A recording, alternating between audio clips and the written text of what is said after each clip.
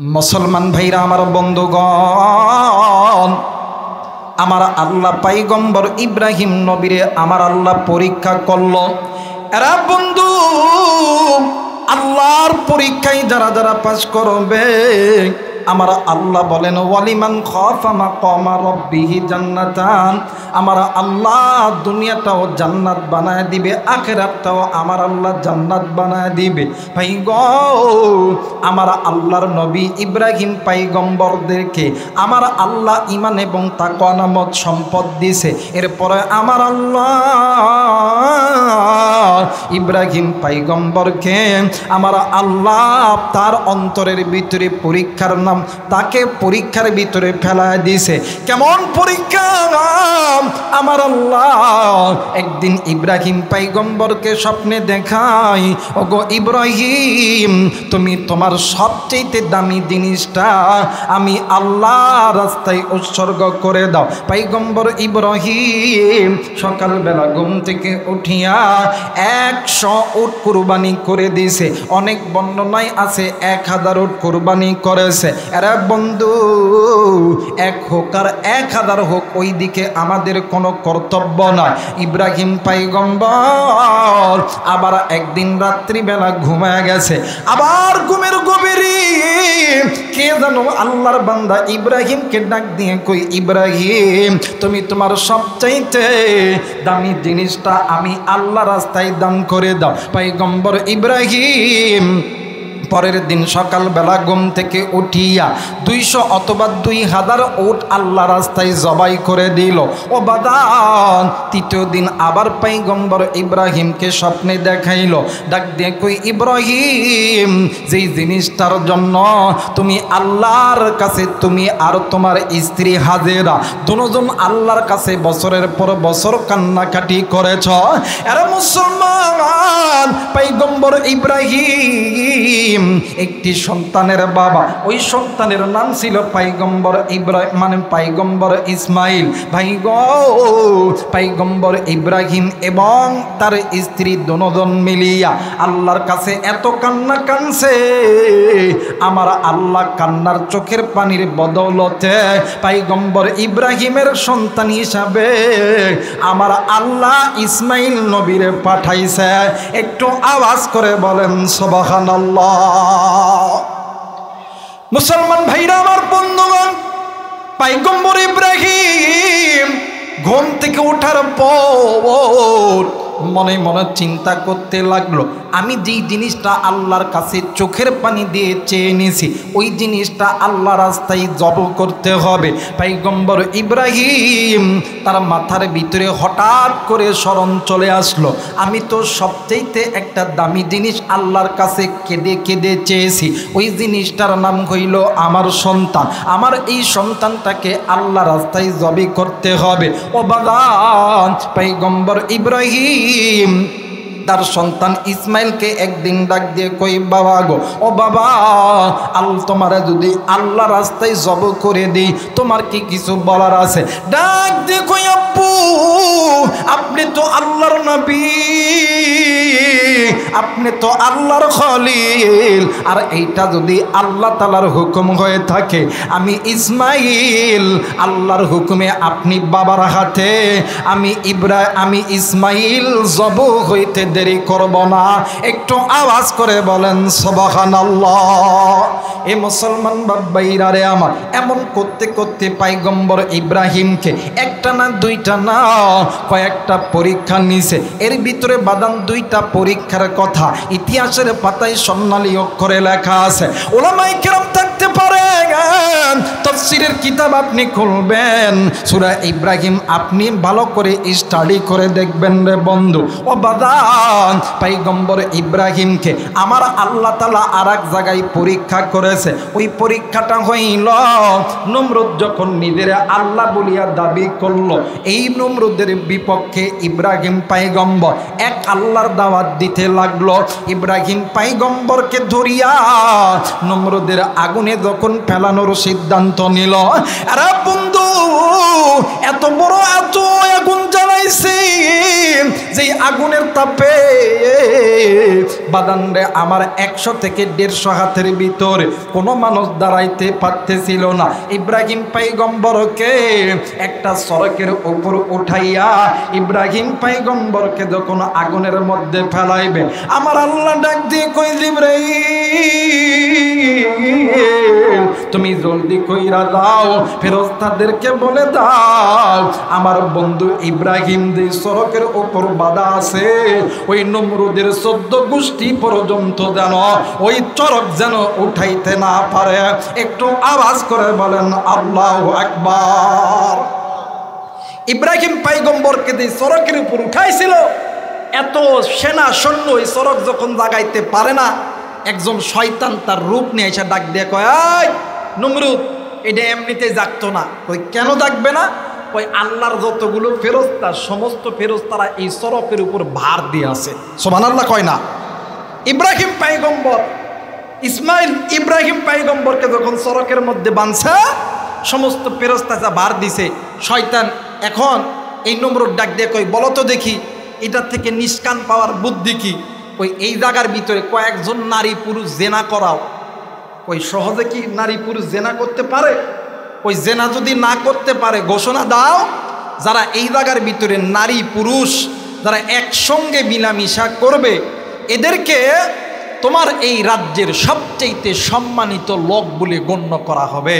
আমার মেয়েরা তাদেরকে চিনবেন কেমন করে? ততনিন্তন সময়ে শয়তান বুদ্ধি দেয়া দিছে, যাদের কপালে বড় বড় ফোঁটা দেখবেন, যাদের ঠোঁটটা রাঙানো দেখবেন, যাদের কাপড়টা দেখবেন টাকনুর উপরে, এরা হইল ওই নমরুদের আমলের ইব্রাহিম পয়গম্বরকে চরকিতে রাইখা তারা জেনা করছিল। তারা হইল ইসলামের দুশ্মন, কোরআনের দুশ্মন, তারা ইব্রাহিম পয়গম্বরের দুশ্মন। তারা আজও আমার বাংলাদেশে আছে, আর এরাই চাই বাংলাদেশের নারী সংস্কার করে এই দেশ থেকে কোরআন নামক সম্পদের আইনটা বিচ্ছিন্ন করার চেষ্টা করতেছে। কথা বলেন ঠিক কিনা? মুসলমান ভাইরা আমার বন্ধুগণ, কয়েকজন ছেলে এবং মেয়ে ওই জায়গায় জেনা করার পর ওই চরকিতে যখন হাত দিছে, আল্লাহর ফেরেশতা হইল পাক, কিন্তু বাদান নেই আমার মানুষ কিন্তু পাক হইতে পারে, মানুষ আবার নাপাকও হইতে পারে। এ বন্ধু, এই নারী পুরুষ জেনা করার কারণে তারা যখন পাক হয়ে গেল না, অপবিত্র হয়ে গেল, তারা যখন ওই চরকিতে হাত যখন দিছে, ওই চরকিটা নিমিষের ভিতরে আগুনের মধ্যে দাইয়া পইরা গেছে।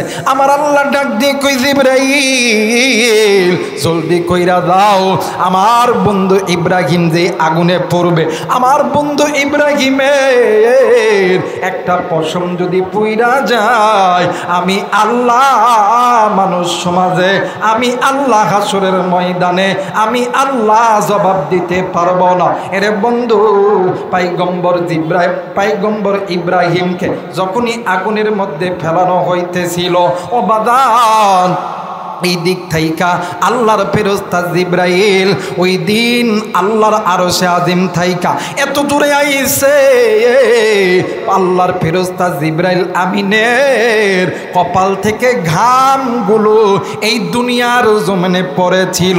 এই বন্ধু, পয়গম্বর ইব্রাহিম আলাইহিস সালাতু ওয়াস সালামকে আগুনের মধ্যে যখন ফেলা দিয়েছে, আমার আল্লাহ ডাক দিয়ে কই, ইব্রাহিম আমার পয়গম্বর ইব্রাহিম আমার বন্ধু, আমি আল্লাহ বলছি খলিলুল্লাহ, আমি আল্লাহ বলে দিলাম যারা ইমানের দাবিতে সত্যবাদী, আমি আল্লাহ বলে দিলাম ওয়ালা তাকুলু লিমান ইউকতালু ফি সাবিলিল্লাহি আমওয়াত বাল আহইয়াউ ওয়ালাকিন লা তাশউরুন।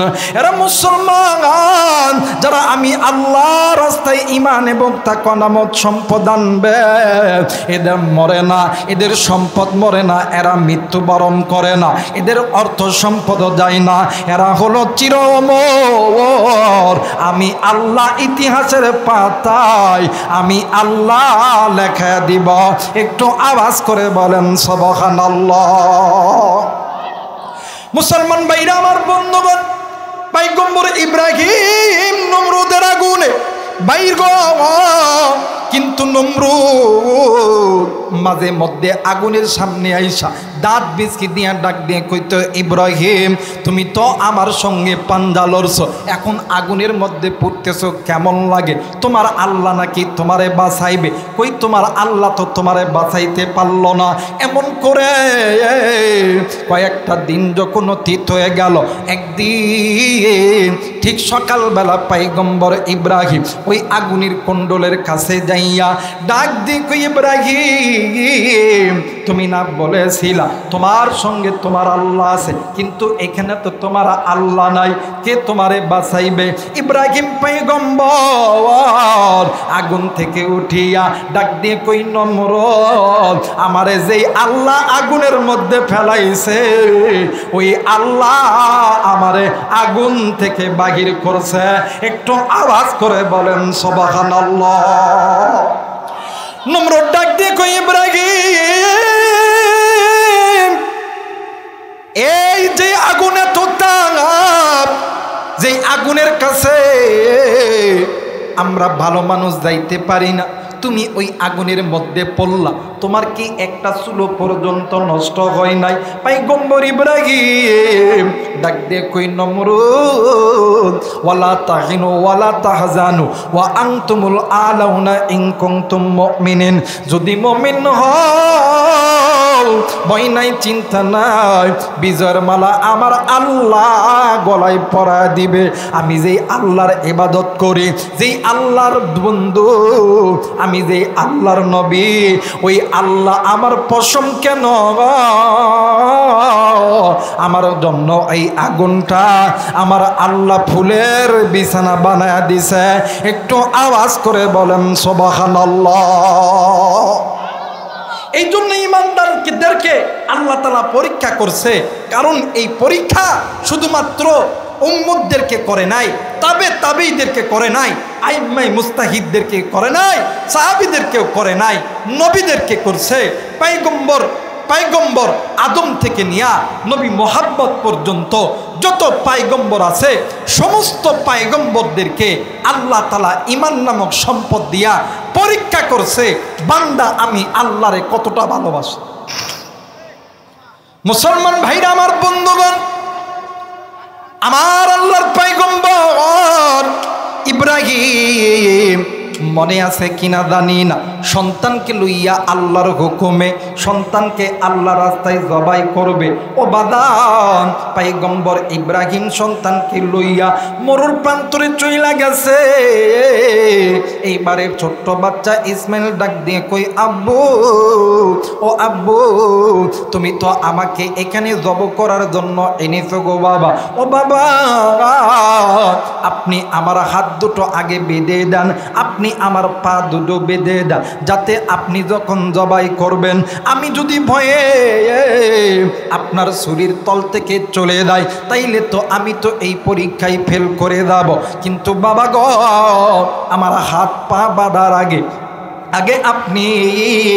আপনি নিজের চক্ষুটা আমি আমার নিজ হাত দ্বারা বাঁধব।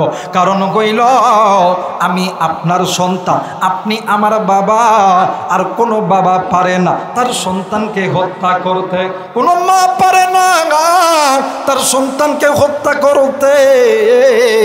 আমি বাবা, আপনি আমার বাবা, আমি সন্তানের উপর যখন ছুরি চালাইবেন, আপনি বাবা হয়তো বা পরে দে শয়তানের ধোকায় পড়ে আল্লাহর পরীক্ষায় ফেল খাইবে না গো বাবা না।